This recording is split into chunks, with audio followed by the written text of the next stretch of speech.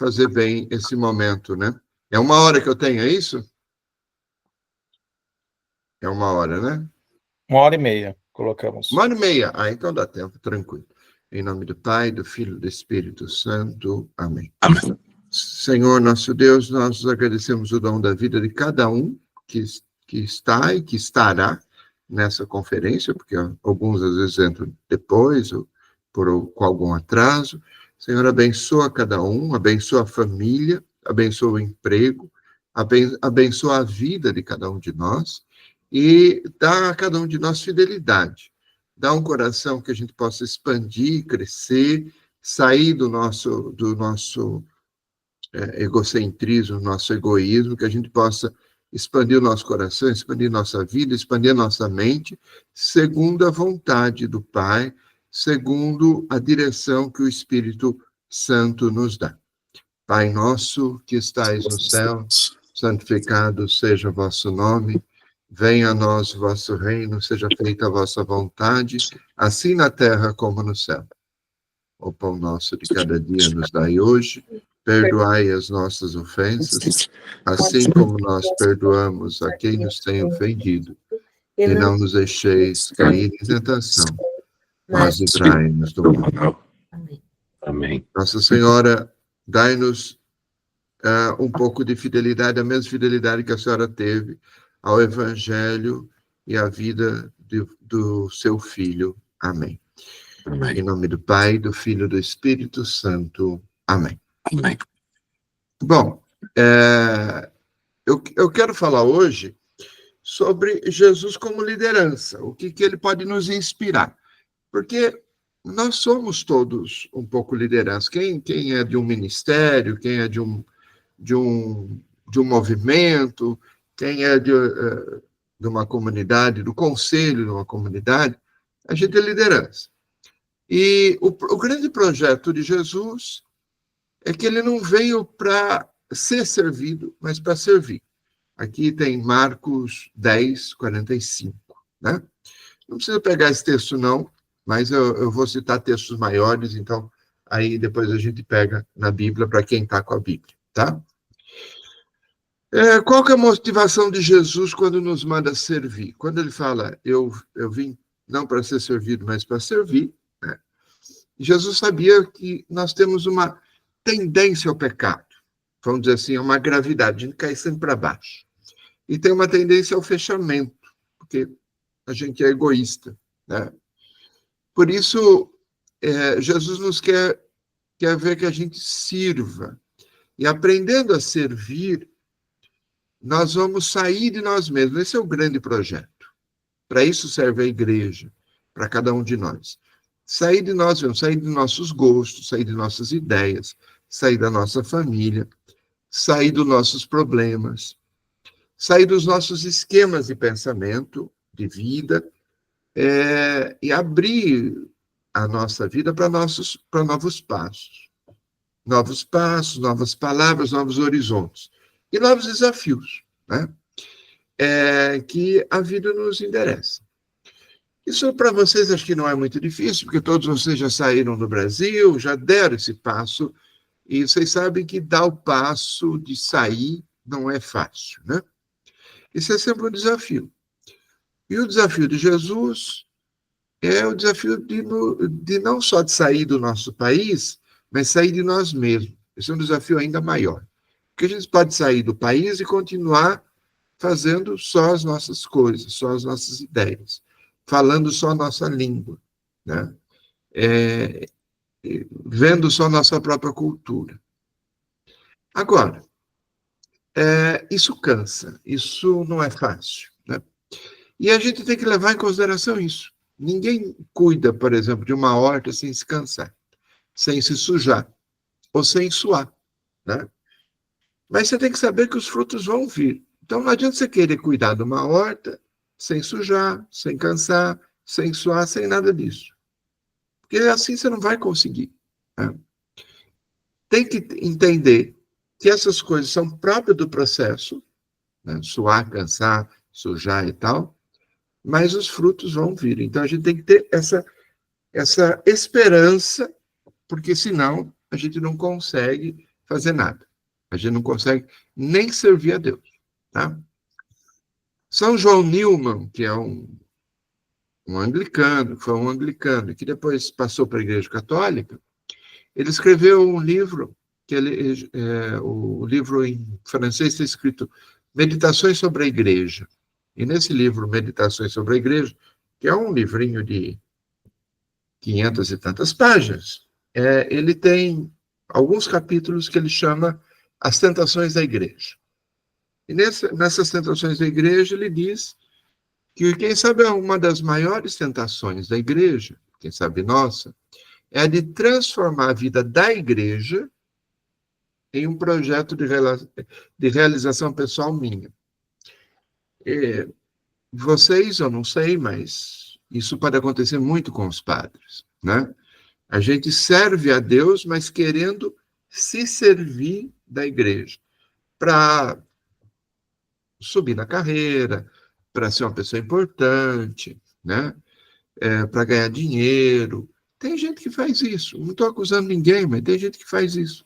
Então, essa é uma tentação que a gente precisa tomar cuidado, porque a gente acaba transformando o nosso serviço, entre aspas, né, que começa bem, muitas vezes, que começa com disposição, para acabar se servindo da igreja para nós. Então, essa é uma grande tentação, a gente precisa tomar um certo cuidado. Nós, padres, temos uma tentação muito grande nisso, tá? E por quê? Porque aí, por exemplo, quando eu vou, por exemplo, numa reunião de igreja, né? Eu dou a minha ideia, né? Mas aí eu quero que essa ideia seja aprovada, porque ela é minha ideia. Não porque ela é boa, né? E se ela for aprovada, ela é a minha ideia, né? Eu defendo ela porque ela é minha. Não, quando a gente coloca uma ideia no grupo, de qualquer jeito, né? E ela for aprovada, ou ela for modificada, ela se transforma em projeto do grupo. Então, mesmo que não seja uma minha ideia, eu tenho que entender que o Espírito Santo ajudou isso a acontecer, e aí eu preciso defender essa ideia, mesmo que ela não seja minha. Mesmo que no começo eu diga, fui contra. Tá? Então, minha ideia ou não minha ideia, quando ela é aprovada pelo grupo, ela é o projeto da igreja, que é a minha igreja. É o Espírito Santo que conduz. Então, eu preciso pegar essa ideia e ir para frente.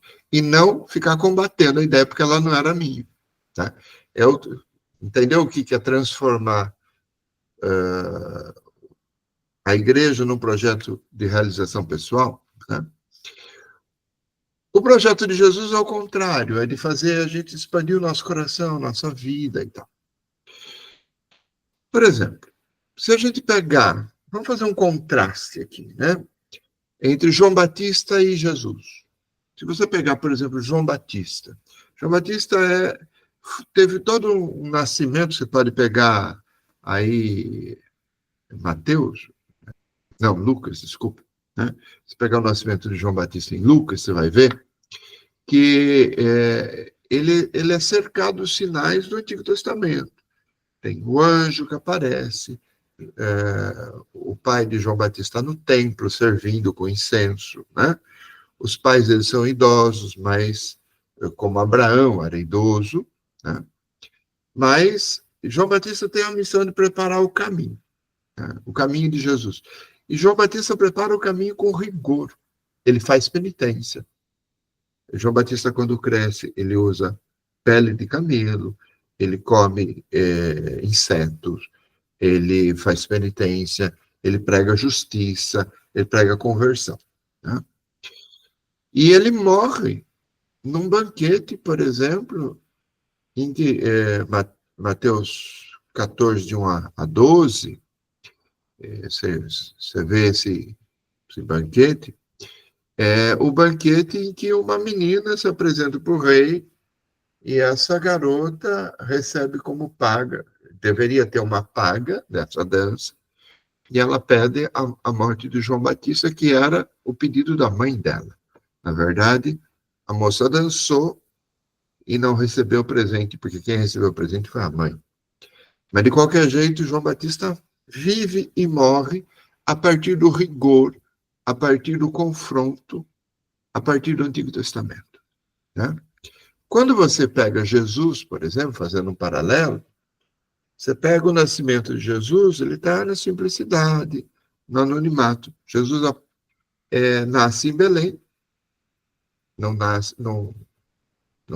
é anunciado, e nem nasce num lugar importante, né? Maria está em Nazaré, Jesus nasce em Belém, são duas cidades desimportantes, né? E Jesus nasce no anonimato, numa manjedoura, para os pastores, para os pobres, e é reconhecido por estrangeiros, pelos reis magos. Veja que a mensagem de Jesus, quando Jesus cresce, por exemplo, está em Lucas 4, ele fala, ele lê o pergaminho, alguém convida ele para a sinagoga, ele vai lá, escolhe o pergaminho de Isaías, e aí ele diz, essa profecia está sendo cumprida hoje, tá? O Espírito do Senhor está sobre mim, porque ele me mandou para anunciar aos pobres a libertação, curar os cegos, libertar os encarcerados e tal. É o ano do jubileu, né? Então, Jesus se fez pequeno, se fez acessível e está falando dos pobres o tempo todo. Então, é outra dinâmica para João Batista, né? De João Batista, por exemplo. A morte de Jesus é uma morte não violenta, para superar a violência da humanidade. Quando eles vêm buscar Jesus no Horto das Oliveiras, Pedro tira a espada e fere a orelha do soldado, e Jesus diz, Pedro, guarda a espada, e cura o soldado, né? Jesus celebrou a Eucaristia antes de ser preso, e ele se faz a Eucaristia depois na cruz e na ressurreição. Então, Jesus se dá como alimento, e se dá como sacrifício, se dá como alimento para as pessoas e sacrifício para Deus, tá? O projeto de Herodes, de João Batista, né? A ceia de Herodes, matou João Batista. O projeto de Jesus, a ceia de Jesus, é de alimentar e salvar o povo. Então, é outra dinâmica, né? Se João está no Antigo Testamento, Jesus tem uma novidade completa, tá? Até aqui vocês estão me acompanhando ou já dormiram? Sim, Sim, padre. Ainda está acompanhando? sim. Tá. Estou falando muito difícil? Não. Não, tá tranquilo. Até aí tudo bem. Ok. Então continuamos mais um pouco, tá? Vamos pegar, por exemplo, pega o texto de Mateus 5, 1 a 12. Qual que é o projeto de Jesus? Eu falei aqui, fiz uma comparação entre João Batista, que é um projeto do Antigo Testamento, com o projeto de Jesus, que é um projeto do Novo Testamento. Agora vamos ver onde é que está a novidade aqui do projeto de Jesus. Mateus 5, 1 a 12 é o sermão das bem-aventuranças, é isso? Conseguiram pegar? Sim. Tá. Qual é a primeira bem-aventurança? Felizes Pobres de espírito. os pobres.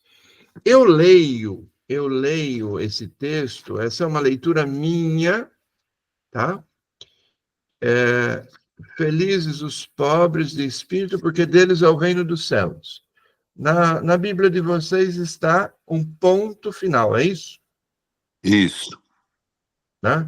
Felizes os pobres de espírito, porque deles é o reino dos céus. Ponto. A vírgula, na verdade. Vírgula? É. Ok. Eu leio o seguinte.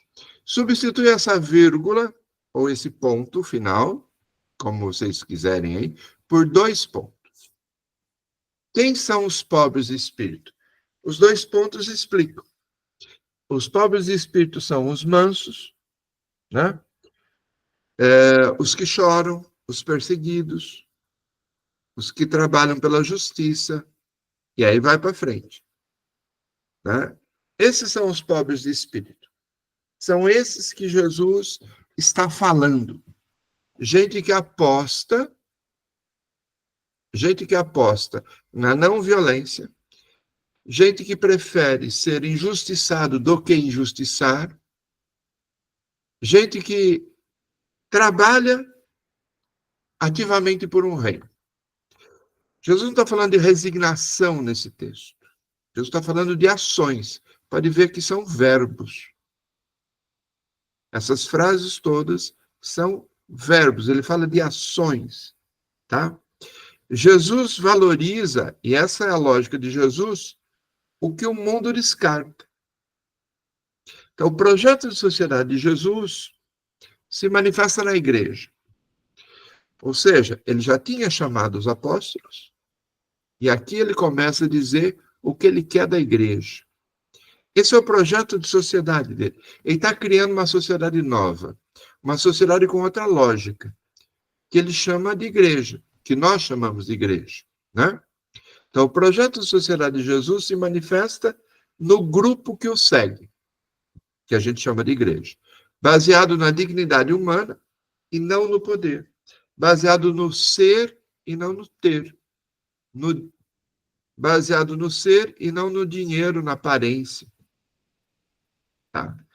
Se você pegar, por exemplo, aí você está com a Bíblia aberta, Mateus 4, desculpe. Mateus 4, de 1 a 11, nesse texto de Mateus, ou em Lucas 4, de 1 a 13, você vai ver as tentações de Jesus no deserto. É um pouquinho antes das bem-aventuranças, né? E as tentações de Jesus no deserto, as 3 tentações, são as mesmas que o Newman fala da igreja, tá? A tentação do espetáculo, a tentação do dinheiro e do dinheiro, espetáculo e do poder, tá? Essas são as 3 tentações. Ou seja, Jesus diz não para o projeto da sociedade do seu tempo, que valoriza o ter, o poder e o aparecer. Jesus valoriza o ser, a pessoa humana. Então, a gente poderia ficar pensando aqui, como que a igreja pode ser sinal dessas bem-aventuranças? Mas não vamos entrar nisso, tá? Mas essa é uma coisa para você pensar antes de dormir. Como que a igreja, como o grupo que segue Jesus, e aí se inclui você e eu, como que a gente poderia ser sinal dessas bem-aventuranças? Quando Jesus fala, por exemplo, eu vou para frente, porque senão a gente fica... Não vou fazer meditação aqui de retiro, né? Quando Jesus fala, por exemplo, do Pai, ele revela o Pai. E quando Jesus vai revelar o Pai, ele tem Lucas 15. Pode pegar aí na sua Bíblia, Lucas, capítulo 15. O evangelho inteiro, o capítulo inteiro de Lucas 15, ele fala 3 parábolas. A ovelha perdida, Lucas 15, de 4 a 7. Ou seja, o que diz essa parábola da igreja, da ovelha perdida sobre Deus? Ele diz que Deus sai em busca das pessoas. A gente fica esperando, a gente tem uma mania na pastoral de esperar que as pessoas venham à igreja. Mas Jesus, quando fala de Deus, ele fala, não, Deus está o tempo todo procurando as pessoas, está indo atrás das pessoas. Não é eu que vou na igreja, é Deus que me busca. Depois, Lucas 15, do 11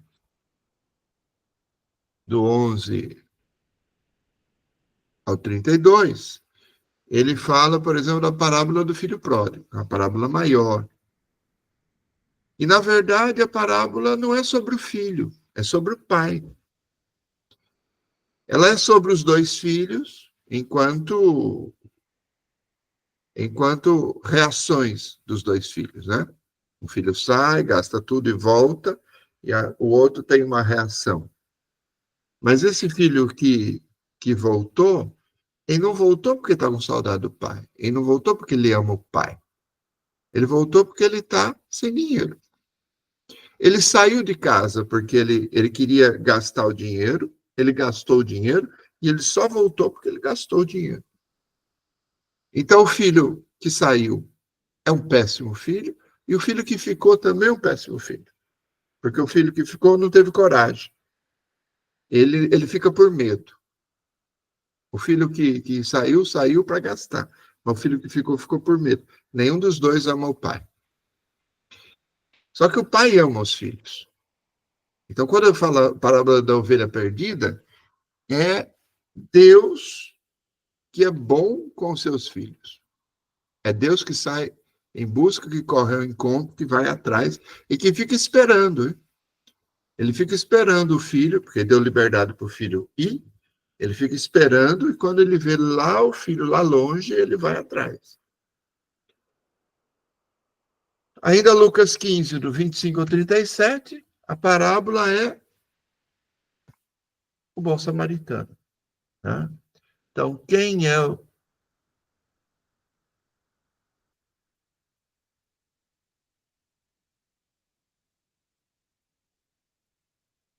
desculpe. Lucas 10, de 25 a 37. Eu fiz uma citação errada aqui. Lucas 10, 25 a 37. Ele está falando do bom samaritano. Ora, quem é o meu próximo? O meu próximo, Jesus, quando revela o Pai, ele está dizendo que para o Pai não tem essa história de inimigo. Né? Para nós tem. Eu não socorro o outro porque o outro não é do meu time. Porque o outro não pertence ao meu... Porque eu sou casado e o cara é gay. Porque eu sou brasileiro e o cara é estrangeiro. Porque eu estou não sei o que lá e o cara... Então, o outro é diferente, eu não socorro. Jesus diz, não, para Deus não tem isso. Quem é o próximo? O próximo é aquele que necessita. E Jesus não está falando de humanidade. Porque falar de humanidade é uma coisa assim, meio geralzona, né? Eu amo a humanidade. Todo mundo ama a humanidade. Desde que o humano não esteja perto de você. Porque quando ele está perto de você, eu já não amo mais, né? Aí eu adoro criança, desde que eu não tenho nenhuma perto de mim. A hora que ela começa a chorar, segura que você é o pai. Né? Jesus fala de coisas concretas. Jesus não fala de abstrações. Quando a gente ouve falar, por exemplo, o Papa Francisco falava da igreja em saída, né? O que é a igreja em saída do Papa Francisco? É a aplicação do Sermão das Bem-aventuranças, é a aplicação prática do projeto de Jesus. Ou seja, não uma igreja autorreferencial que fica na sacristia e que espera as pessoas, mas uma igreja que vai atrás, que sai em missão. Né? O conceito de igreja de saída é a aplicação prática dessas bem-aventuranças. Quer ver, para dar um exemplo? Existem comunidades que visitam presídios, que vão às favelas, que vão aos hospitais. Essa é a igreja de saída. No século XIX, nós estamos no século XXI, no século XIX nós tivemos um boom na igreja, de uma igreja na Europa preocupada em pregar o evangelho. E aí, no século XIX, teve padre que saiu da França, foi parar na China. Teve missionário que saiu da Inglaterra e foi parar no Japão. Teve um monte de lugar.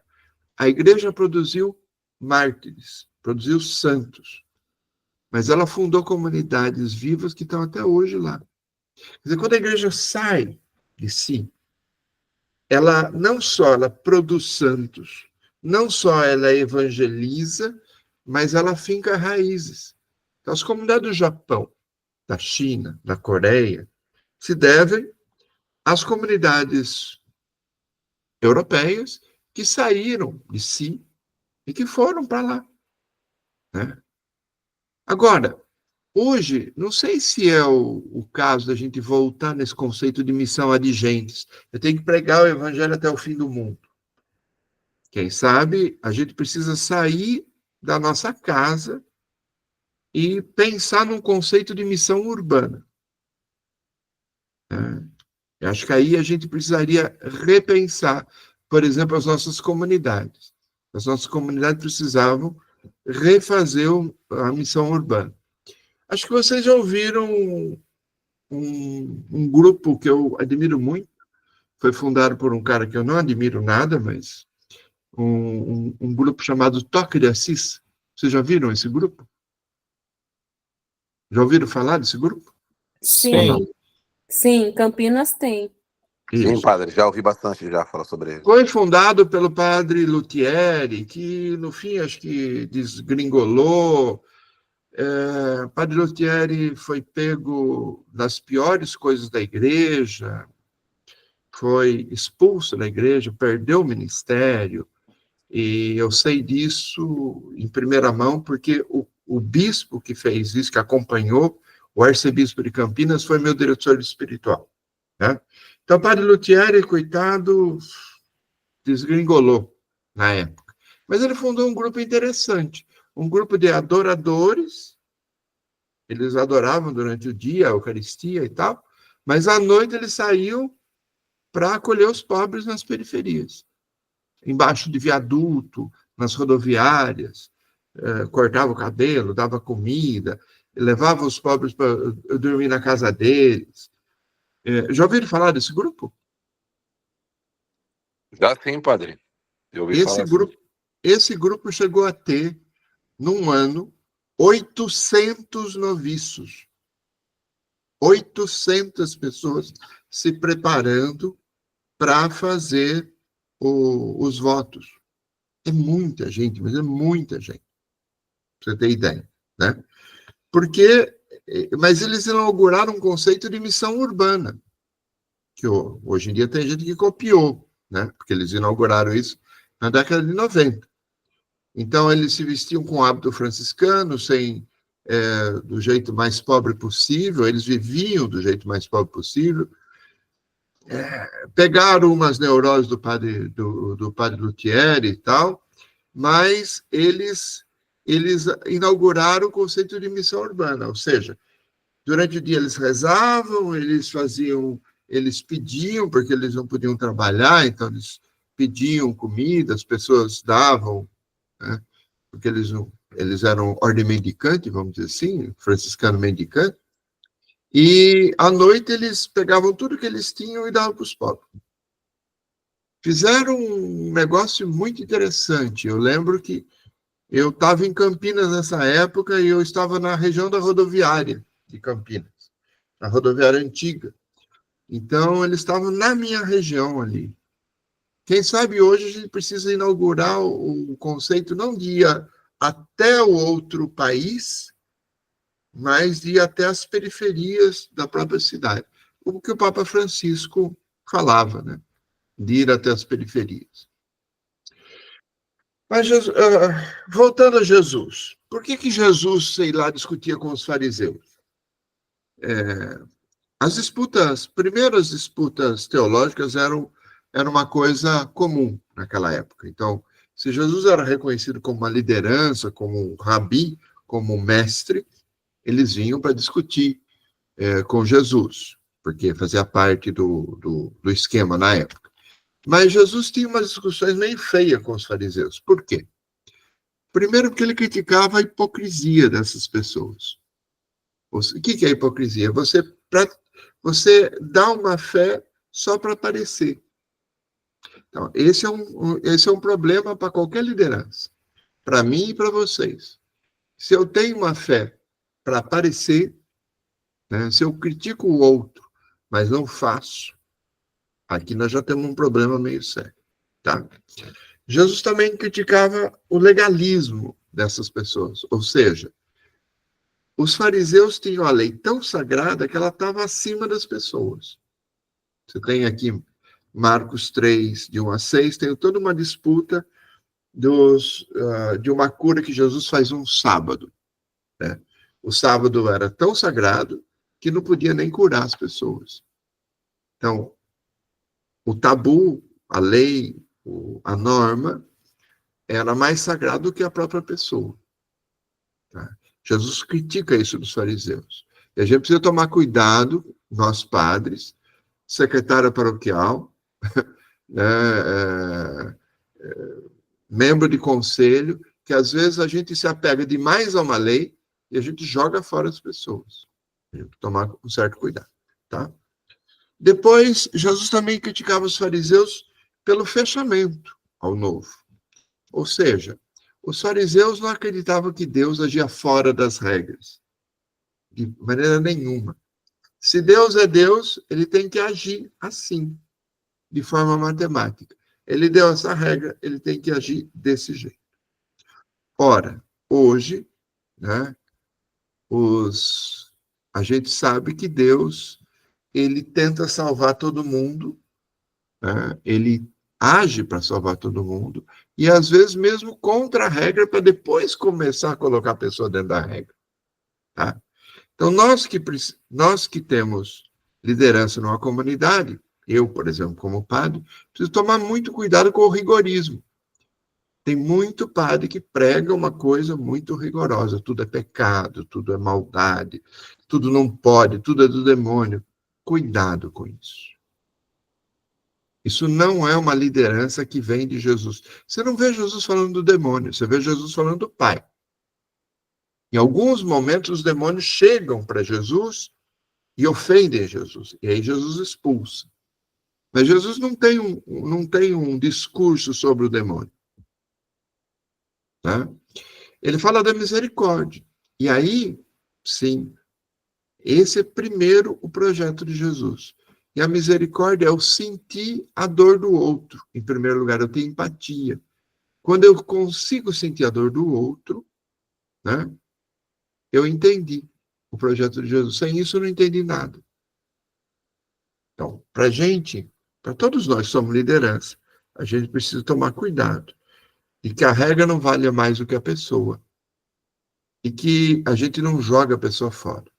A abertura deve ser aos novos que chegam e precisam de acolhida e integração. Aqui nós temos uma dificuldade grande na igreja, grande, porque a grande dificuldade para todos nós é que quando chega um novo, a gente fica com medo de perder o nosso cargo, de perder a nossa vez, de perder o nosso status.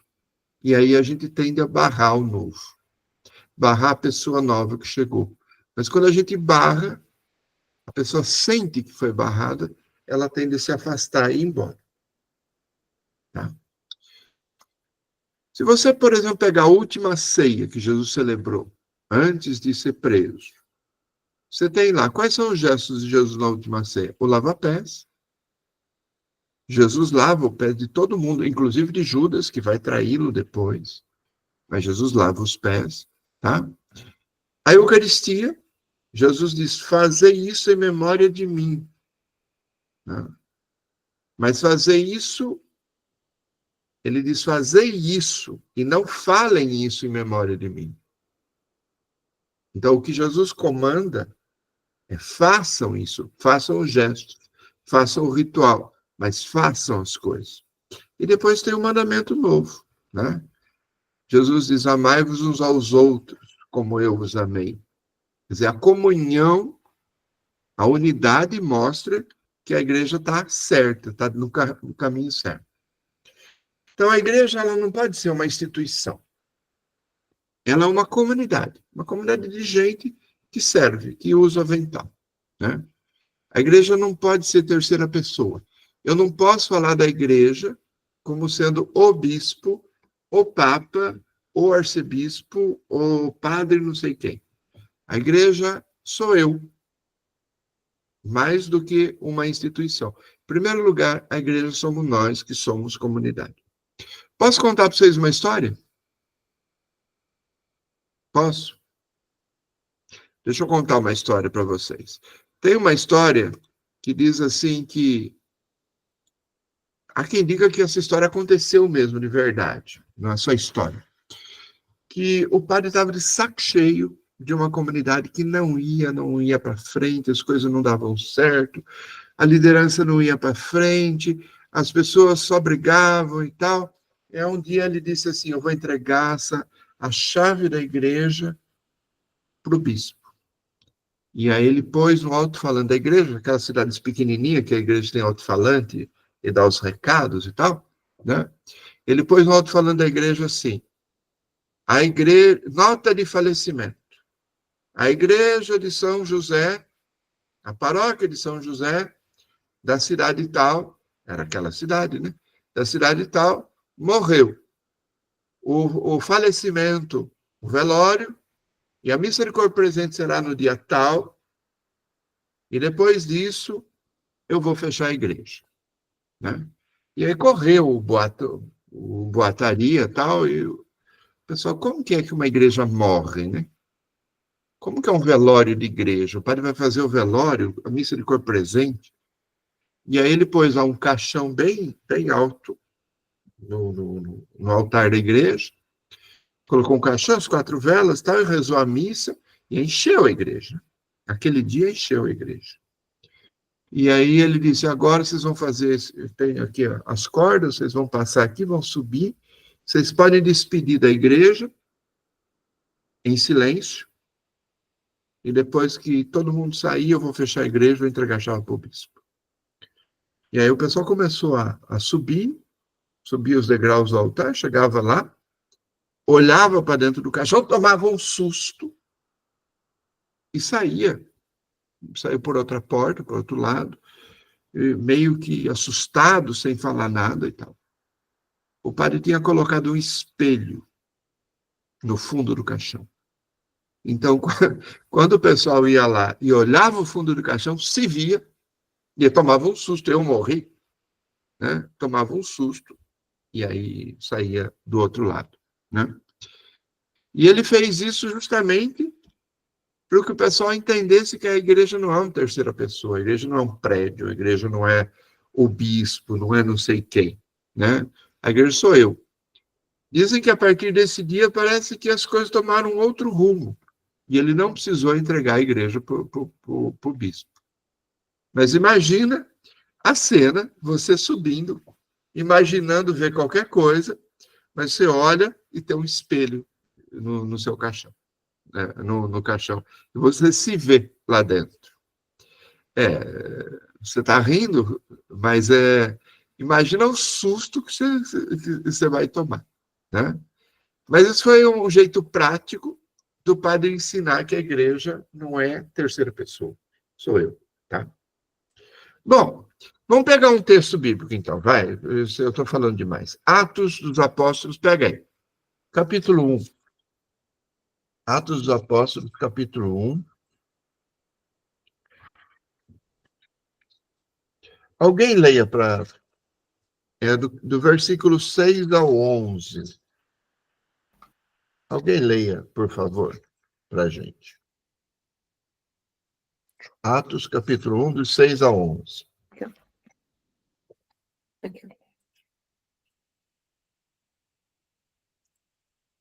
Alguém? Por favor. Eu vou ler, padre. Diga. Então, os que estavam reunidos perguntaram a Jesus: o Senhor é agora que vai restaurar o reino para Israel? Jesus respondeu: não cabe a vocês saber o tempo, as datas que o Pai reservou à sua própria autoridade. Mas o Espírito Santo descerá sobre vocês e dele receberão força para serem as minhas testemunhas em Jerusalém, em toda a Judéia e Samaria, até os extremos da terra. Depois veja, só dar uma paradinha aqui. Os apóstolos estão perguntando do lado da curiosidade, né? Senhor, agora que vai restaurar o reino de Israel, Jesus não responde pela curiosidade, ele fala, não cabe a vocês. Não cabe a vocês. Continue. Isso, Jesus foi levado ao céu à vista deles. Ok. E quando uma nuvem o cobriu, eles não puderam vê-lo mais. Os apóstolos continuavam a olhar para o céu, enquanto Jesus ia embora. Mas, de repente, 2 homens vestidos de branco apareceram, e eles disseram: Homens da Galileia, por que vocês estão aí parados, olhando para o céu? Parou. Então, veja, a cena deve ser bonita, hein? A cena deve ser bonita, Jesus subindo para o céu e tal. E não vou criticar os apóstolos, mas os apóstolos estão ali, meio de queixo caído e parado. Vem dois anjos e perguntam: por que vocês estão aí parados, olhando para o céu? Veja. O mesmo. Continua o texto.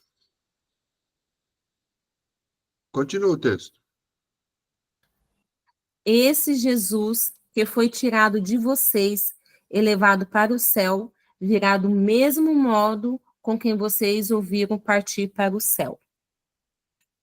Veja. É hora de agir, não é hora de ficar olhando para o céu. Né? Desse momento que Jesus subiu ao céu até o momento que ele vai voltar, a hora é de agir. E a hora é de agir dos apóstolos. Não é hora de agir de Jesus. Então, enquanto Jesus não voltar agora para a segunda vinda, a bola está no nosso jogo. Ele jogou a bola para nós. Então, não é hora da gente ficar num cristianismo parado, contemplativo, como muita gente gosta. Vamos rezar o terço, vamos adorar. Adorar e rezar o terço é uma boa coisa, não estou criticando, não. Tá? Mas a contemplação, a oração, tem que servir de combustível para a caminhada. Porque são os anjos dando bronca nos apóstolos. É a única vez que a Bíblia registra um caso dos anjos dando bronca nos apóstolos. Então, veja, Deus não quer uma igreja parada e contemplativa apenas. Ele precisa ter combustível para caminhar. 1 Reis 19:8, por exemplo, Elias está fugindo, tem um momento que ele fica fraco, dorme, né? E aí ele acorda com um anjo, isso é o Antigo Testamento, né? Ele acorda e o anjo diz assim: come desse pão que você tem muita caminhada para fazer. Elias come e aí ele continua caminhando mais 40 dias. 1 Reis 19:8, tá? Então, veja, a Eucaristia, ela nos coloca em missão. Por isso que eu disse outro dia que o momento mais importante da missa é quando o padre, o diácono, diz: vão em paz. Porque você teve 1 hora de missa, 1h30 de missa, mas 7 dias para a missão. Né? Se você pegar Pentecostes, Atos 2, por exemplo, você vai ter ali o relato de Pentecostes, em que as línguas descem, mostrando que a igreja é universal, não pertence a um povo, não pertence a um... Os apóstolos vão entender isso depois. Paulo vai entender isso depois. Quer dizer, a igreja é universal e ela precisa de ter coragem para sair de si. Tá? Bom, o Espírito Santo vai formar na prática uma igreja que tem coragem de sair. Todo o livro dos Atos dos Apóstolos é a narrativa da saída daqui, fundação da comunidade ali, essa comunidade está fundada, vão para outro, e vão para outro, e vão para outro. Os Atos dos Apóstolos são atos de Pedro e de Paulo, na verdade. Né? Mas o que nós temos? Nós precisamos ter uma igreja que caminhe, que escute, que seja sinodal. Então, a liderança de Jesus formou uma comunidade, 12, e os enviou 2 a 2. Marcos 6:7. Na última ceia, Jesus pediu unidade, que todos sejam um. João 17:21. Depois, ele coloca a igreja primitiva A igreja primitiva entende a questão da unidade como sendo decidida em conjunto. Atos dos Apóstolos 15, se você quiser dar uma consultada, Atos 15, vai mostrar justamente que quando eles tiveram o primeiro problema, reuniram todo mundo, expuseram tudo e deliberaram tudo. Então, esse é o primeiro modelo da igreja primitiva. Ou seja, vamos escutar o problema, vamos discutir as ideias, vamos colocar em votação e vamos considerar que essa decisão vem vinda de Deus e não de cada um de nós. E não do meu narcisismo, não da minha pessoa. Esse precisa ser o espírito de qualquer liderança. Tá?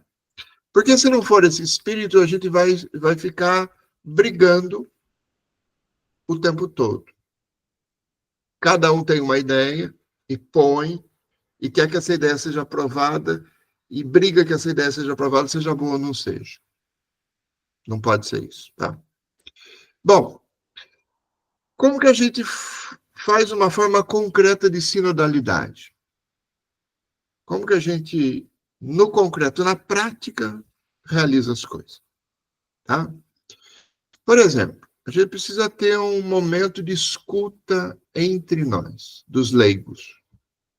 Círculo bíblico é uma boa, terço dos homens é uma boa, né? Reuniões do conselho são uma boa, onde todo mundo partilha, não só o padre. Onde todo mundo tem direito de falar. Mas todo mundo tem direito de falar livremente.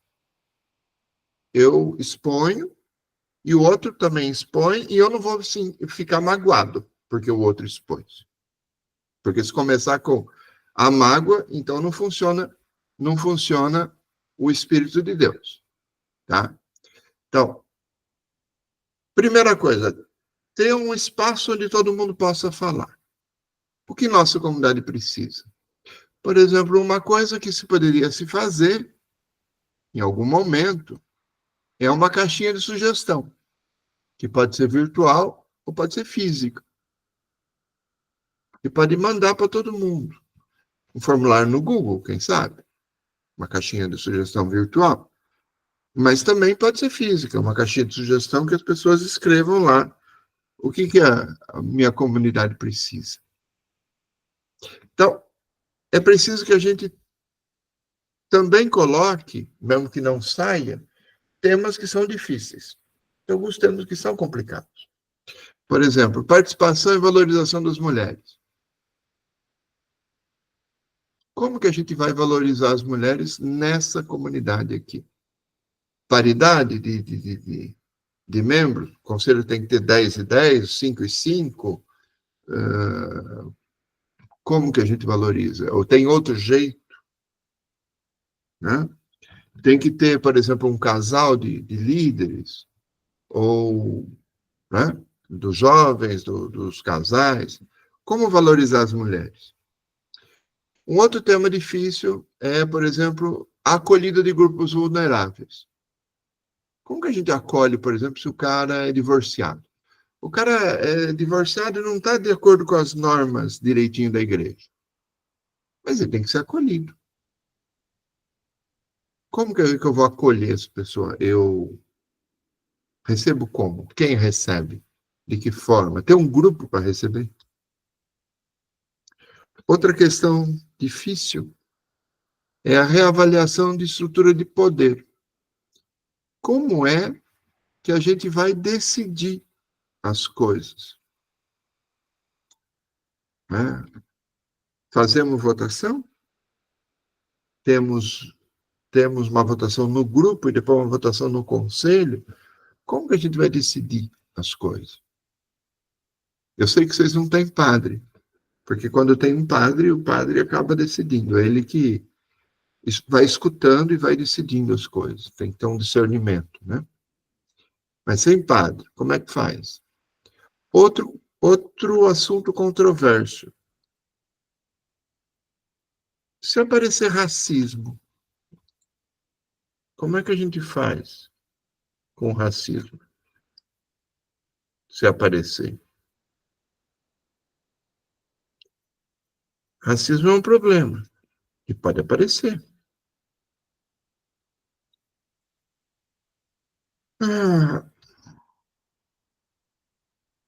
É preciso ter, primeiro, grupos. Uma comunidade se faz de grupos. Um grupo de acolhida, e aí tem que ter um responsável pela acolhida. Ou 2 responsáveis, não sei. Um grupo de catequese, aí tem que ter responsáveis pelo grupo de catequese. Grupos de liturgia, e aí um responsável. Grupo de música, um grupo para caridade e tempos de rotação. O conselho pastoral precisa funcionar como voz ativa, não só decorativa. Mas também tem que ter um tempo de rotação. Vale para 1 ano, para 2 anos, para 5 anos, para 6 meses. Como é que esse conselho roda? Tem que rodar. Né? Pode ser reconduzida a pessoa ou não pode mais? Essas coisas têm que ser pensadas, tá? Para isso, precisa ter reunião de planejamento aberta, sugestão, votação, pelo menos simbólica, em assunto prático. Né? E precisa ter transparência financeira. Gente, desculpe dizer, não estou acusando ninguém, mas toda a comunidade tem dificuldade com transparência financeira. Quanto mais tiver a transparência financeira, melhor. Quanto mais se prestar conta, ou no mural, ou no data show, ou nas redes sociais, quanto que entra de coleta, quanto entrou naquele almoço que foi feito, quanto que gastou nisso, quanto gastou naquilo. Quanto mais transparência financeira, menos dificuldade tem a comunidade, tá? Para isso também precisa discutir o orçamento. Onde é que a gente vai gastar? Onde que é a prioridade agora para esse ano? Gastar em quê? Precisa colocar umas diretrizes para o ano. Claro que algumas coisas acontecem também sem planejamento, mas precisa ter um planejamento mínimo, tá? Para isso também precisa discutir as prioridades. Então, onde é que a gente vai gastar? Porque senão sempre vai ter um que vai querer gastar em instrumento de música, outro vai querer gastar em flor, outro que vai querer gastar não sei o quê. E aí precisa ter prioridade, tá? Bom, meus irmãos, minhas irmãs, vocês já cansaram de mim? Não, padre, ainda não. Eu estou quase acabando, tá? Tá bom, tranquilo. Depois eu abro para pergunta. Vocês querem fazer alguma pergunta agora? Alguém tem alguma pergunta agora? Para não perder o momento? Não? Acho que não, padre, pode seguir. Eu tenho medo disso.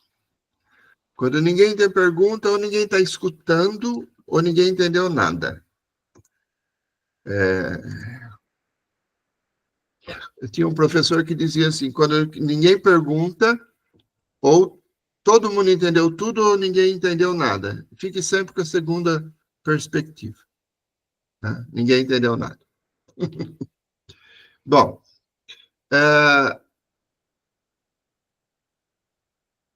eu acho que a gente tem que cultivar pequenos gestos. Algumas coisas a gente tem que ir resolvendo. Tá? O Papa Francisco dizia assim que a sinodalidade não é uma moda na igreja. Ela é uma forma, uma metodologia da igreja aí integrando as pessoas, tá? Então, por exemplo, você ter um grupo de escuta, nomear 3 pessoas que comecem a perguntar o que você espera da igreja, o que você espera dessa celebração que vai começar e tal, né? E aí, no final da celebração, essas pessoas, esse grupo de escuta, sai perguntando: o que tocou no seu coração? O que foi bom? O que não foi? E anotar essas respostas. Não é só isso, só fazer isso pro forma. Anotar as respostas, passar isso para o pregador, para o padre, para o grupo de oração, para os leitores, né? O que você espera antes da celebração? O que tocou seu coração depois? O que precisa melhorar? Entendeu? Escutar isso das pessoas. Sentir um pouco. Tá? Então, um grupo de escuta pode ser interessante. Um grupo de escuta que escutasse um pouco as pessoas, antes e depois da celebração, mas também ajudasse a rezar sobre isso, a pensar as respostas. Tá? Quem sabe criar um formulário online. Eu falei de uma caixinha de sugestões, né? Criar um formulário online que você pudesse distribuir para todo mundo e a pessoa pudesse responder. Olha, eu acho que isso daqui é legal, isso daqui não é, eu gostaria de trabalhar em tal lugar. Quem sabe isso poderia ser interessante. Depois, planejar uma assembleia paroquial, uma vez por ano. Planejar um dia que toda a liderança ou todo mundo seja convidado para, sei lá, comer junto e depois que comer junto, responder algumas perguntas, ter alguns debates. A partir desses grupos de escuta, a partir desse formulário, você vai planejar uma assembleia. Isso pode ser interessante, tá? Bom, Jesus não quer uma igreja onde uns mandam e outros obedecem. Existem igrejas assim. Existem comunidades assim. Existe comunidade onde tem gente que manda, padre que manda, leigo que manda, gente que você não pode tocar em alguma coisa, né? Porque se tocou naquilo, todo mundo fica melindrado, né? Mas Jesus quer uma igreja onde as pessoas caminham juntos. Agora, para isso a gente precisa criar uma metodologia. A gente precisa ajudar na participação. Tá? Então, fazendo uma recapitulação, Jesus lidera pelo serviço. Tem um padre, um bispo, desculpe, Dom Tonino Bello, um bispo italiano que morreu, o Papa Francisco esteve no túmulo dele, no cemitério, uns anos atrás, e esse cara vai ser santo ainda daqui a uns anos. Dom Tonino Bello, ele dizia que Jesus jamais usou uma estola, Jesus usou um avental para celebrar a primeira missa. A ceia de Jesus, Jesus coloca um avental e lava os pés. Então, Jesus lidera pelo serviço. E ele quer que a gente sirva.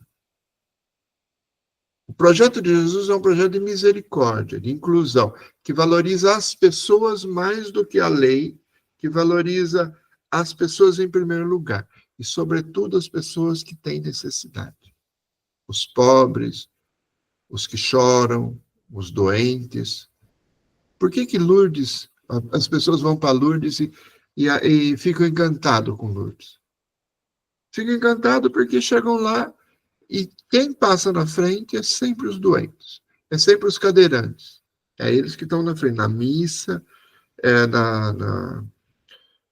nas procissões e tudo. Um dia eu estava lá liderando um grupo do Brasil, como guia turístico e tal, e aí eu fui passar numa ponte e estava chegando um grupo de cadeirantes. E aí o grupo começou a passar, e eu quis cortar e pedir licença. Falei, gente, vocês não dão licença para passar o meu grupo aqui? Era um grupo de 20 pessoas. Falei, não, padre.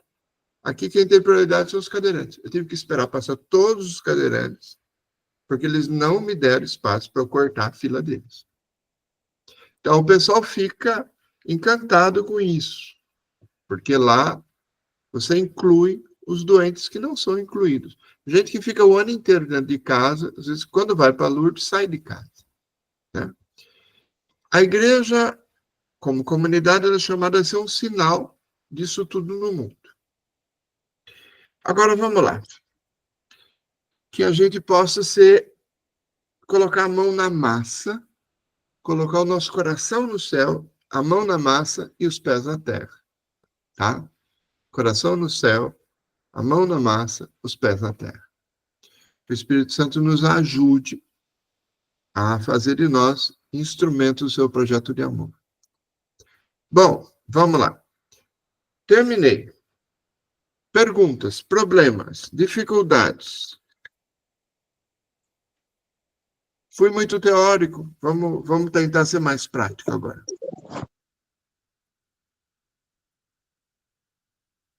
E pronto, acabou. Agora ficou todo mundo quietinho. Não, só tem algo, tipo assim, do que o senhor falou, você enfatizou aí, que eu achei bem bacana. E realmente, tipo assim, a gente está ali, né, para servir a comunidade, todo mundo está ali em si, servindo, não é porque, eu tô desde o início, porque tem muita gente que tem muitos lugares que tá assim, né, que tipo assim, a pessoa tá desde o início, e se acha dona da igreja, né, tem que ser, tudo é eu que decido, isso e aquilo outro. E também é interessante esse negócio que você falou aí, tipo assim, sempre tá mudando. Hoje eu tomo conta de uma pastoral, aí daqui a um tempo eu abro mão, vem outro, e a gente está ali para servir a Deus, né? Para o crescimento em comum. Olha, Eula, o pessoal te chama de Eula ou de Sara? Sara? Geralmente Sara, mas é Sara. Tá. Sara, eu tenho uma comunidade do lado da minha paróquia natal, chama Bocaina, uma cidade pequena e nos últimos 15 anos,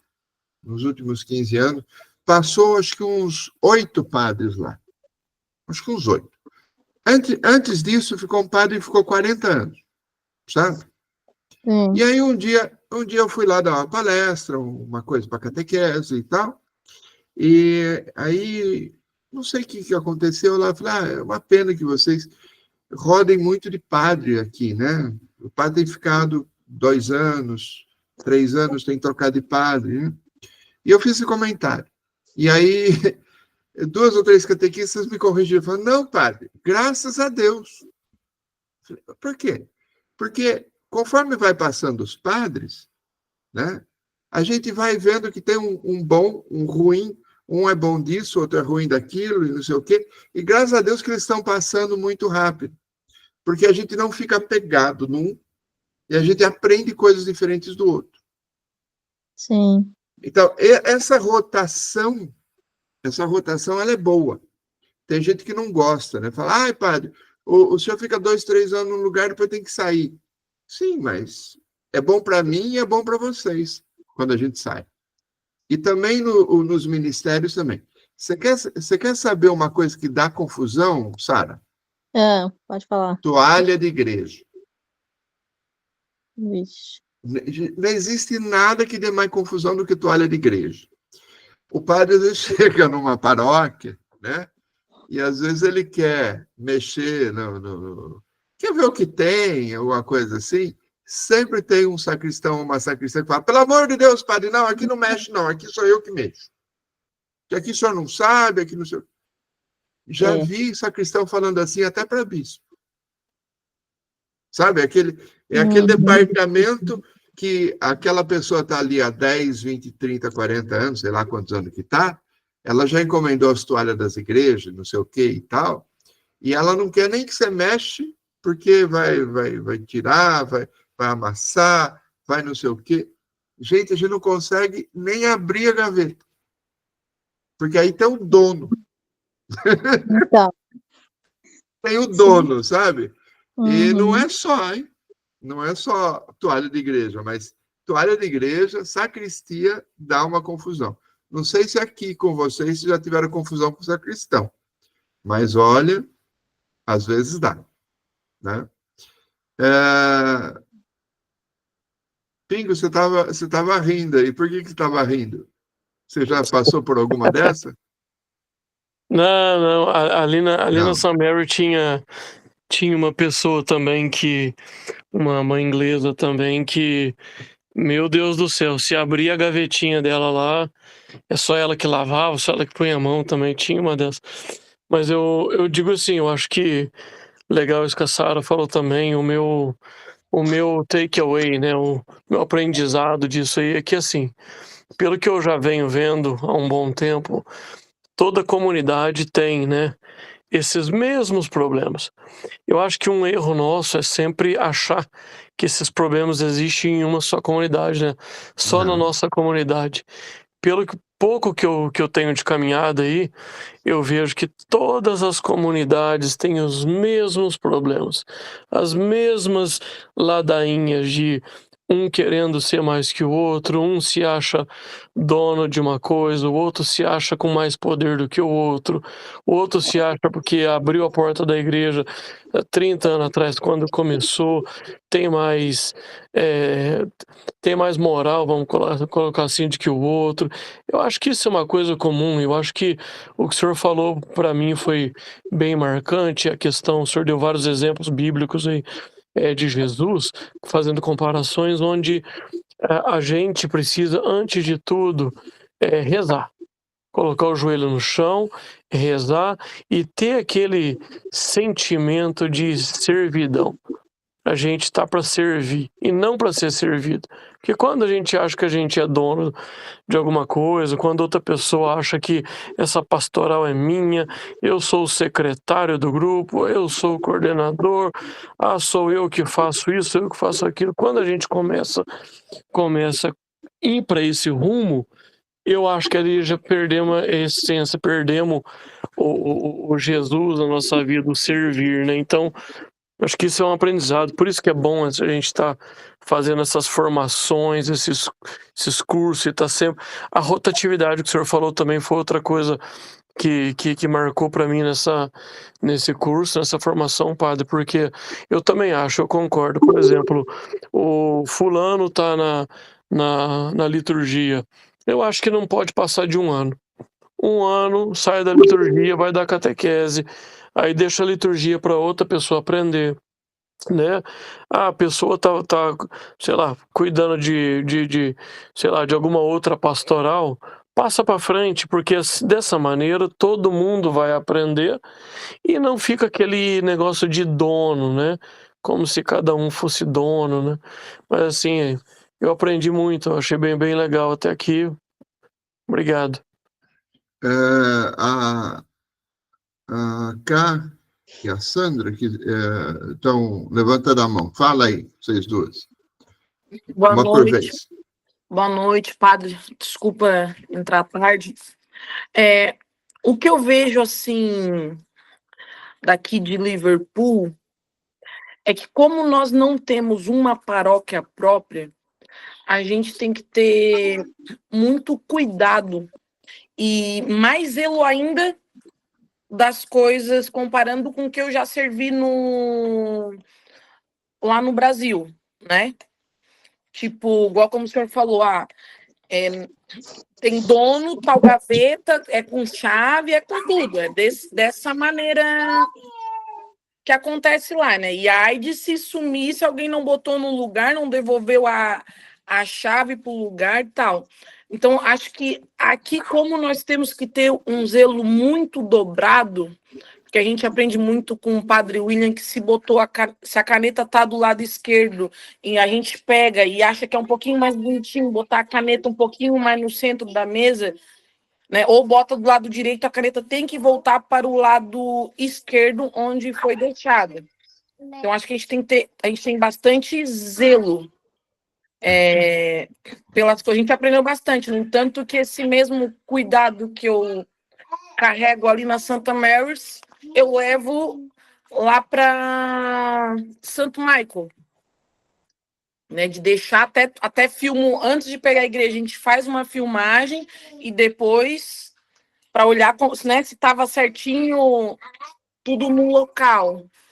E eu vejo que a nossa comunidade ela está em formação, ela não é formada ainda, né? Ainda tem muito chão, muita caminhada, e também essa questão da dificuldade de nós não termos um padre da nossa língua, né? Um espaço nosso. Eu vejo isso. Acho legal a questão da rotatividade, mas eu acho que como ainda não está uma comunidade ainda formada, eu acho que dá para se estender ainda um pouquinho mais tempo, né? Esse é o meu ponto de vista. Uhum. Sandra? Boa noite a todos. Boa noite. Queria fazer uma partilha. Sim. Espero que não seja algo que o senhor tenha falado e que eu não tenha escutado. Eu achei muito interessante da sua formação, muito da sua experiência e do seu estudo, não é? Todos esses detalhes de fazer grupos, de fazer pessoas que perguntam, de organização de ideias, acho muito interessante. Creio que seria muito interessante que fosse dada essa formação até a vários padres e a vários grupos de organização das paróquias, não é? Porque às vezes os próprios padres ou os grupos que já estão instituídos não são abertos a essas novidades. Eu tenho um problema, viu, Sandra? Eu sou Diga. pastoralista. Uhum. E ao ser pastoralista, a gente trabalha com metodologia.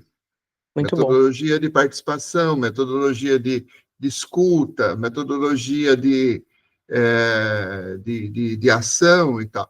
Nem todo padre tem isso. Nem todo padre sabe disso. Então, tem alguma dificuldade. Mas a gente vai atingindo as pessoas também, viu, Sandra? Muito bom, né? Quando fala assim que é de pastoral, né? Pastoral eu penso no bom pastor, né? Que arrebanha as ovelhas, como disse, não está à espera que elas venham para o cercadinho, né? Vai Sim. buscá-las. Achei muito, muito bom. O que a partilha que eu queria dar é o seguinte: eu durante muito tempo fiz parte do conselho da capelania de Manchester e na altura eu achei que aquilo seria para quem sabe, né? Eu fiquei desesperada porque eu sabia ir à missa pela porta da frente, né? E pouco mais. E assustei-me porque eu ia à missa, ou seja, eu chegava em cima 5 minutos, sentava, ia embora e dava tchau, né? E há Sim. muito trabalho, muito trabalho. Qual é que foi o maior trabalho que eu aprendi? Foi até aspirar a igreja e lavar o banheiro, né? Porque existe muito trabalho. Mas uma coisa interessante é o quê? Não acho, ou penso que todos esses lugares, essas pastorais, não são para quem sabe, são para quem tem o coração aberto e vontade de fazer. Sim. E uns ensinam os outros, né? E essas formações que o senhor dá e a experiência dos outros. Então, uma coisa que eu achei que foi muito produtiva foi a rotatividade, porque eu pude experimentar várias coisas que eu não sabia, que eu achava que não era capaz. Umas eu fiz bem, outras fiz menos bem do que os outros que seriam melhores, mas consegui fazer e sobreviveu. E abri os dons e abri a minha mente, né? E outra coisa é o facto de nós partilharmos o ensinamento, o aprendizado e de chamarmos outras pessoas para as pastorais, que eu acho que é um desmultiplicado de trabalho, porque, por exemplo, quando essa rotatividade acontece, deveria ser já para pessoas que já estão na ativa, né? Que seria mais fácil. Sim. E eu creio que, infelizmente, como nós somos muito do fazer, se nós colocarmos mais pessoas a trabalhar, as pessoas sentem-se parte da coisa e permanecem e evoluem e vão chamar outros, né? Então foi um grande aprendizado que eu tive em relação a isso, mas adorei a sua formação, muito boa. Se tiver tudo assim num papelinho, num PowerPoint, num papelzinho, pode partilhar. Não, eu vou passar para vocês o arquivo inteiro, tá? Maravilhoso. Para quem chegou atrasado, depois, como essa formação está gravada, por favor, pegue o começo, tá?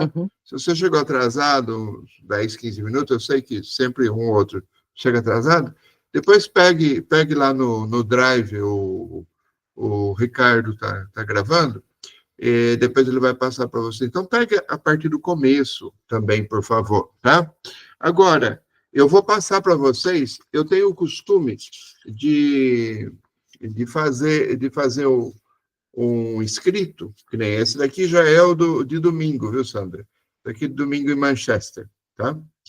Sobre a missão dos leigos no mundo, né? Então, eu vou passar para vocês hoje, a hora que acabar isso, eu vou passar a última formação de liturgia, parte 2, que eu não passei para vocês, e a de hoje. Porque aí vocês podem ler, pode ver as citações bíblicas, pode dar uma olhada até mais para frente e tal.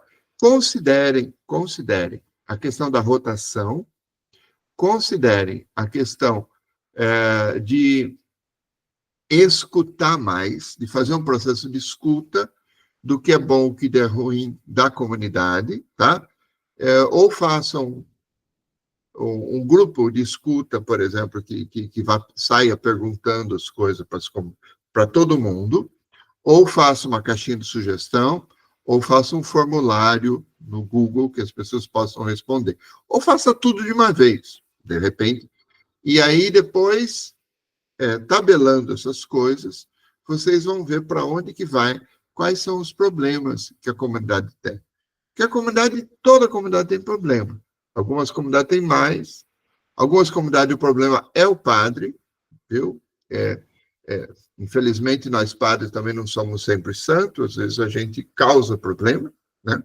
Mas vai pensando como se pode escutar mais. Aliás, parece que o Papa Leão vai fazer a próxima encíclica, agora vai trabalhar um pouco essa questão da sinodalidade, quer dizer, como a gente faz junto as coisas, né? E isso pode ajudar. Agora, tem um problema, Sandra, a rotatividade, que a gente precisa tomar cuidado, todos nós. Ricardo, já te dou espaço. Eu já vi que você levantou a mão. O problema da rotatividade é que tem coisas que as pessoas não conseguem fazer. Por exemplo, se colocar eu para cantar, ou para tocar um violão, né? Mas entre os músicos, a gente consegue ir revezando, né? Tem gente que não consegue dar catequese. E faz uma bobagem danada. Então, às vezes, o catequista precisa ser alguma coisa mais fixa. Então, a gente tem que ver duas coisas. A rotatividade necessária e a capacidade de cada um. Isso a gente tem que levar em conta. Por isso, escutar, por isso, entender, por isso, ouvir mais do que ter a minha ideia, e a minha ideia que tem que ir para frente. Ricardo, diga. Na verdade, sou eu, padre. É você, não é o Ricardo. Não. Tá. O padre, eu tenho... A hora que o senhor falou, estou com medo, porque ou vocês não estão entendendo nada, ou estão entendendo tudo. E esse é o problema. E eu fiquei refletindo tudo que o senhor estava falando, pensando como pôr em prática. Tá. Eu vou falar, eu sei que tem o pessoal de Manchester, peço até desculpa, mas eu vou falar da realidade nossa daqui, tá? Okay. Primeira questão, o ofertório que a gente pega fica para St. Mary. Você está falando de dinheiro, da coleta. Isso, da coleta, do ofertório. Porque a hora que você falou ofertório, eu achei que era procissão. Não, o ofertório do dinheiro, desculpa, a coleta. Quando a coleta fica para a igreja inglesa. Nesse caso que fica para a igreja, a gente tem que prestar conta na comunidade brasileira? Eu achava que seria legal. Eu achava que seria legal. Porque mesmo que fique para São Mério, o pessoal sabe quanto deu. Deu pouco ou deu muito? Porque sempre, dinheiro é uma questão sempre muito delicada, viu? Tá. E aí, nós estamos dando 80 libras por celebração para São Médio. Ou estamos dando 500 libras por celebração, né? Ou estamos dando 2 libras por celebração, não sei. Mas seria bom dizer. Entendi. Sabe? Mesmo não ficando com a gente, seria interessante o pessoal, porque eles que estão dando, né? Porque deixa eu te dizer uma coisa aqui da minha experiência de padre. Eu tenho 32 anos de padre. E a primeira paróquia que eu peguei estava quebrada de dinheiro. Aí eu consertei, depois de um ano eu consegui consertar, e aí o bispo só me colocou em paróquias que estavam quebradas, ou de dinheiro ou de pessoa. Descobriu que o padre dava certo para isso. Quando eu ia para uma comunidade, minha mãe já perguntava, o bispo te nomeou, qual que é o problema dessa comunidade? Dizia, não, a comunidade é boa, não sei o quê. Falava, não, se o bispo te deu, é porque tem algum pepino grave. Mas você sabe como que eu sempre resolvi problema de dinheiro? Fazendo um balancete simples, não aquele balancete todo detalhado, com nota fiscal de tal coisa, mas pegando um balancete simples, né, de entradas e saídas e publicando todo final do mês. Ah, tá bom. Porque aí você publica, olha, o ofertório deu 40, o dízimo deu tanto, não sei o que lá deu tanto. As nossas despesas são isso, isso e isso. Tá. Ai, está faltando 200 euros todo mês. É isso, está faltando 200 euros todo mês. Aí, no mês seguinte, o pessoal começa a ver. Não, aí está faltando só 150. Entendeu? O pessoal começa a ver e começa a equilibrar. O povo não é burro, né? E aí, quando você coloca isso com transparência, né, todo mês, durante algum tempo, você vai ver como melhora a participação da comunidade. Melhora a participação monetária e melhora a participação até de as pessoas se interessarem. Entendeu? E outra questão também, eu não sei se o senhor... Diga. E funciona assim, que nem a missa começa às 6h30. Tá. É 6h25, você fala, meu Deus, não vai vir ninguém. Todo lugar. E aí, a hora que dá 6h35, 6h40, você olha para trás, já lotou todo mundo. Em todo lugar assim. Então, assim, quando o senhor sugeriu para ficar alguém de escuta, qual a sua sugestão? Nananana, na verdade, é o que o senhor sugere para que a gente consiga, assim, fazer isso, esse comprometimento das pessoas para chegar um pouco, porque muitos são convidados, padre, mas muitos têm problema com o horário, acaba acontecendo alguma coisa ou outra e não consegue. Então, qual é a sugestão que a gente possa estar fazendo para que as pessoas, assim, a gente exerce essa função de escuta, de melhoramento e de ter mais pessoas servindo? Bom, tem duas coisas aí. Uma é a questão do horário das pessoas chegarem. As pessoas chegam sempre 15 minutos depois, diga para o padre, quem sabe, o padre dizer assim, ó, semana que vem vamos chegar 5 minutos antes. Na outra semana, mais 5 minutos antes, até a gente começar no horário. Essa é a primeira coisa. A segunda coisa é, às vezes, que a gente precisa ajustar, às vezes, o horário da celebração. Se todo mundo chega atrasado, pode ser que o horário da nossa celebração não seja bom. Então, de perguntar, por exemplo, das coisas que a gente vai perguntando, uma das coisas pode sair a questão do horário. 6h30 não é um bom horário. 4 horas não é um bom horário. Às vezes, mais tarde seria um bom horário. Mas a gente tem problema. Ok, então, mas vamos tentar ajustar. Celebrar mais tarde, então, um pouco. E aí depois, você ajusta o horário da celebração e depois você tem que ajustar o horário das pessoas. Não sei se contei para vocês que a minha última paróquia no Brasil, eu cheguei lá, era uma paróquia nova, o bispo criou a paróquia, me deu. Assim, aquela coisa assim. Então, só tinha a missa de sábado. Aí eu criei, depois de uns 3 meses, eu criei uma missa de domingo, uma missa para as crianças e tal. E depois de mais uns 4 meses, eu criei uma missa no domingo à noite. E a missa, os ministros acharam que ia ser 6 horas da tarde. Domingo, 6 horas da tarde. Eu falei, não, vai ser 8h30 da noite. 8h30, padre, onde já se viu? Eu já tinha escutado um pouco a comunidade, mas assim, onde já se viu? 8h30 não é horário de celebrar missa, ninguém vem. Não, então vamos fazer uma experiência, 3 meses.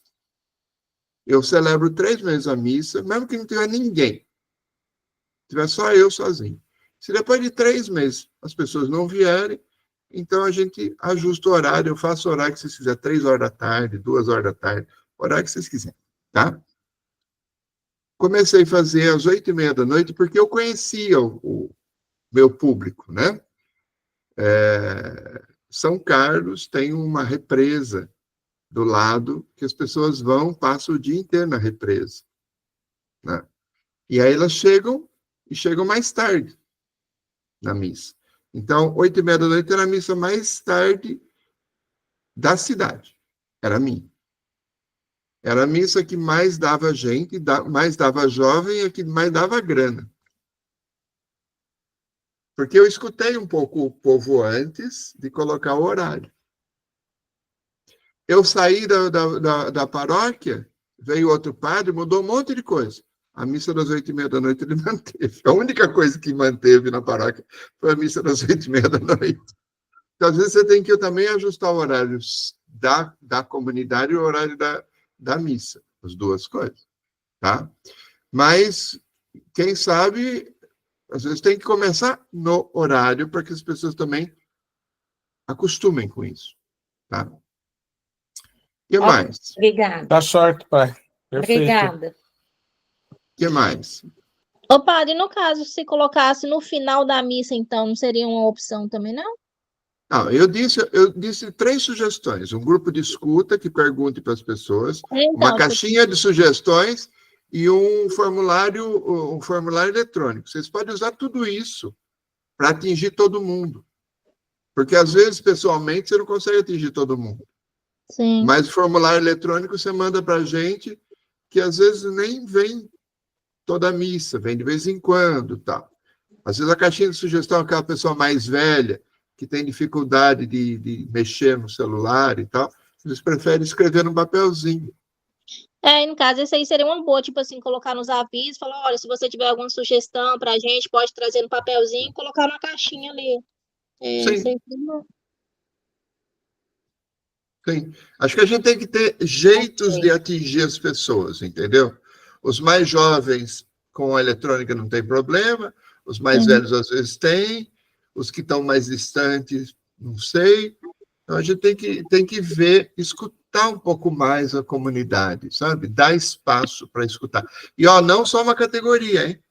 Os jovens, as crianças, os velhos, tá? Aqueles que vêm menos, sabe? Atingir todo mundo, para você ir vendo o que acontece. Porque senão você fica vendo aquele grupinho que vem sempre, né? todo final de semana. Né? Perfeito, padre. O que mais? Mais algum problema? Solução? Padre, eu botei ali na fala ali da Thaís, até botei na mensagem, sobre como a gente com o padre William o dinheiro, né? Não seria o correto perguntar para ele se pode ser divulgado ali o valor que é repassado para eles, tal? Porque isso é uma fortuna?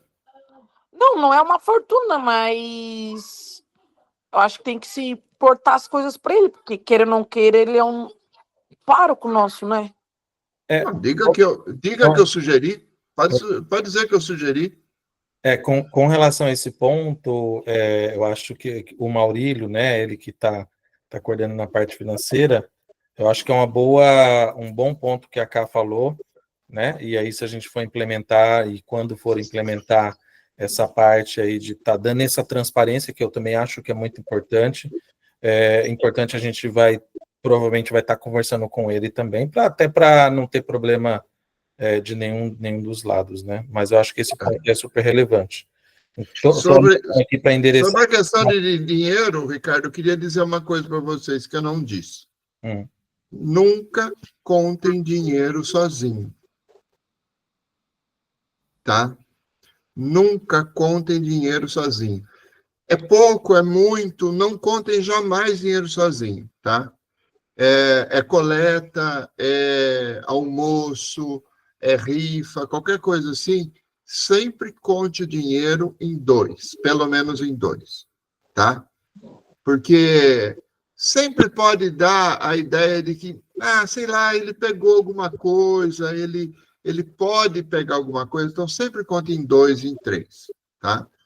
Nas comunidades que eu administro, por exemplo, a coleta, os ministros contam depois da missa, Mas eles contam em 2 e eles têm um caderninho, eles dizem dia tanto, lá no caderninho põe lá, é um Excel, né?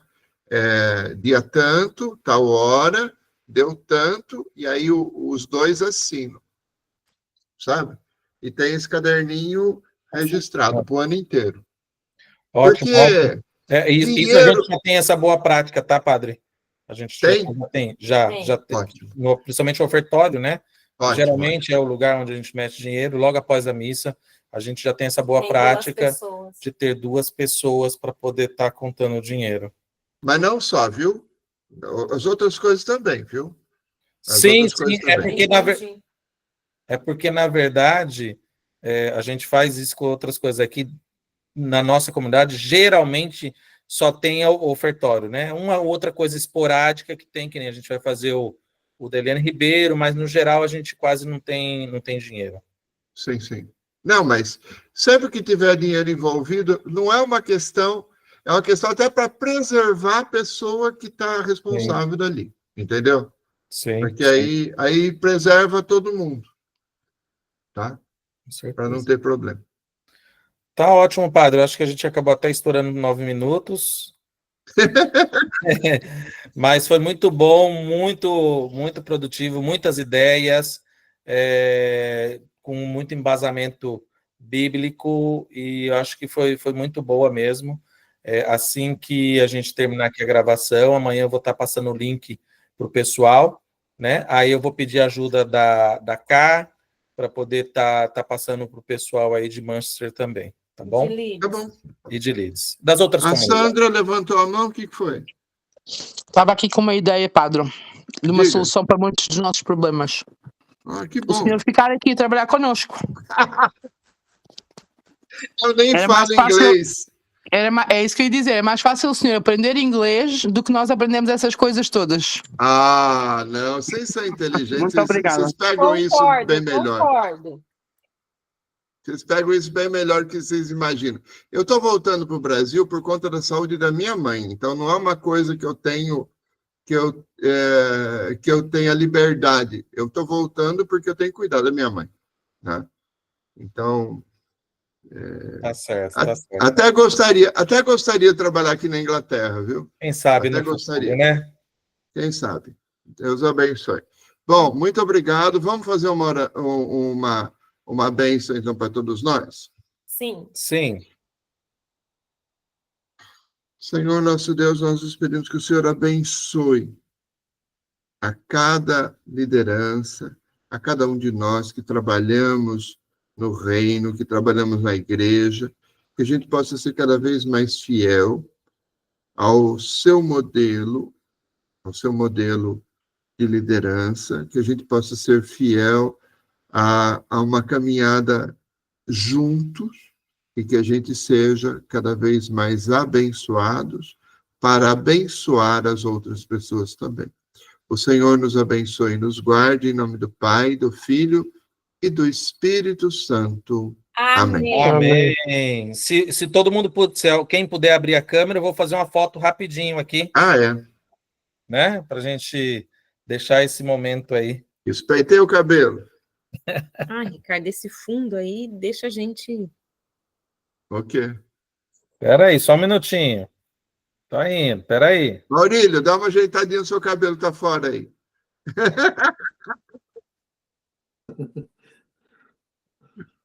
Espera aí, o Maurílio entrou agora, espera aí. 1 minuto só. Ixi, o pingo não ficou bom aqui, não. Nascer de novo. Vou tirar outra. Espera aí, pingo. Vou tirar porque vai... O Ricardo deu relaxo aqui, Foi pingo. sacanagem. Espera aí, pingo. Você falou jegue aqui, espera aí. Vai, hein? 1, 2, 3 e já. Aê! Deu. Valeu. Então tá bom. Eu vou mandar para você, Ricardo, já os dois textos, tá bom? Tá joia, padre. Obrigado, viu? Um abraço. Gente. Deus abençoe. Tchau. Obrigado. Tchau. Boa noite. Tchau. Tá vendo? Amém. Cadê Thaís? Cadê Thaís?